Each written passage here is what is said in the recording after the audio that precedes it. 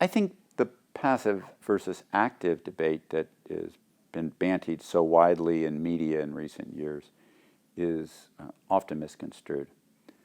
Passive is perfectly fine. There is not a thing wrong with passive. And as I've long said, as I said in my 2006 book, The Only Three Questions That Count, the fact is most active managers are going to like the market. I think that's indisputable.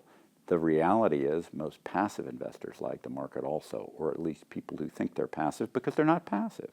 What most passive investors do, and studies overwhelmingly show this, is they hold a passive investment for a little while until it doesn't work, it's lagged or it's lost money, then they get discouraged, then they get out of it, and then they get into something else.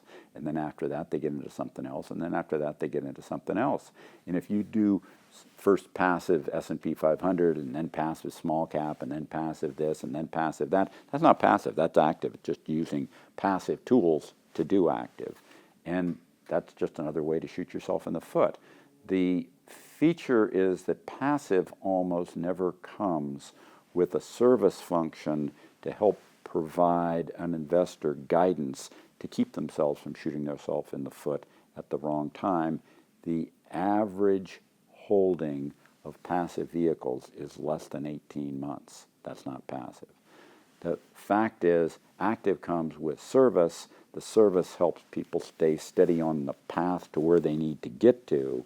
And that, of course, is often confused with the actual returns.